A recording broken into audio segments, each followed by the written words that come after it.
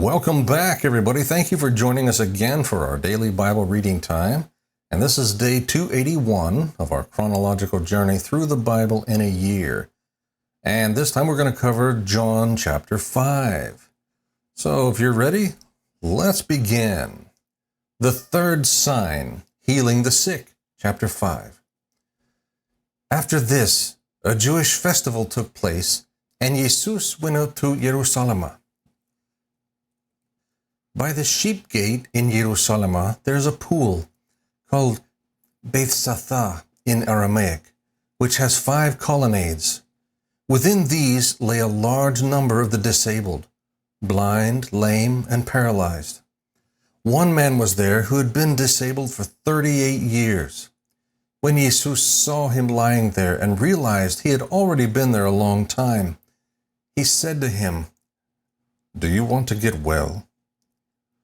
"Sir," the disabled man answered, "I have no one to put me into the pool when the water is stirred up.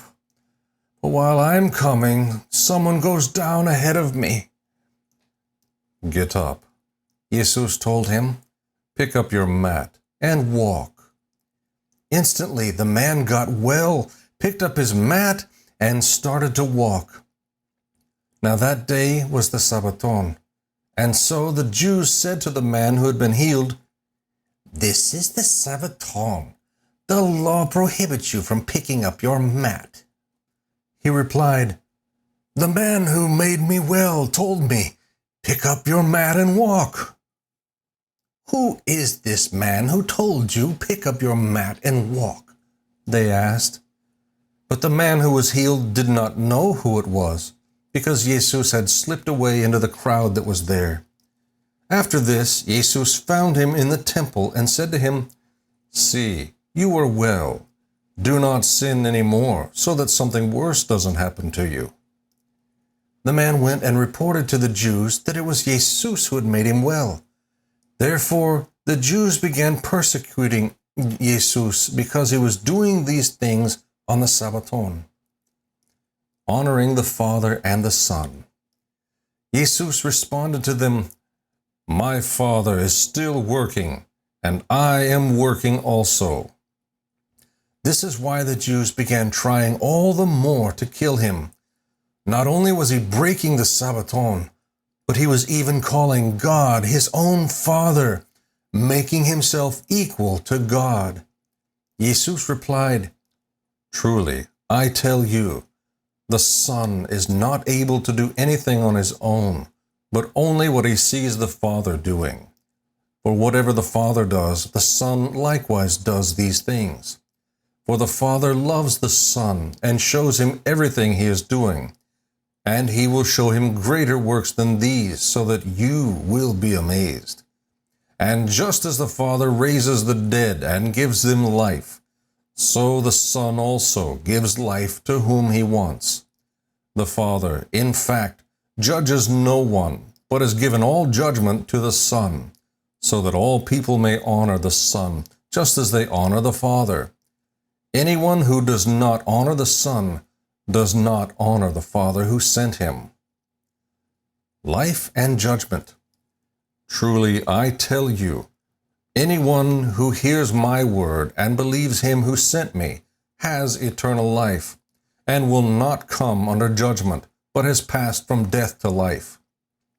Truly, I tell you, an hour is coming and is now here, when the dead will hear the voice of the Son of God, and those who hear will live.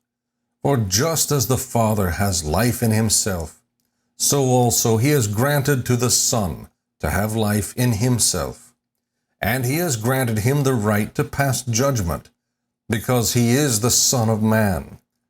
Do not be amazed at this, because a time is coming when all who are in the graves will hear his voice and come out, those who have done good things to the resurrection of life, but those who have done wicked things to the resurrection of condemnation. I can do nothing on my own. I judge only as I hear, and my judgment is just, because I do not seek my own will, but the will of him who sent me. Witnesses to Jesus. If I testify about myself, my testimony is not true. There is another who testifies about me, and I know that the testimony he gives about me is true. You sent messengers to Johannes, and he testified to the truth. I don't receive human testimony, but I say these things so that you may be saved. Johannes was a burning and shining lamp, and you were willing to rejoice for a while in his light. But I have a greater testimony than Johannes, because of the works that the Father has given me to accomplish. These very works I am doing testify about me that the Father has sent me. The Father who sent me has himself testified about me. You have not heard his voice at any time, and you haven't seen his form. You don't have his word residing in you, because you don't believe the one he sent.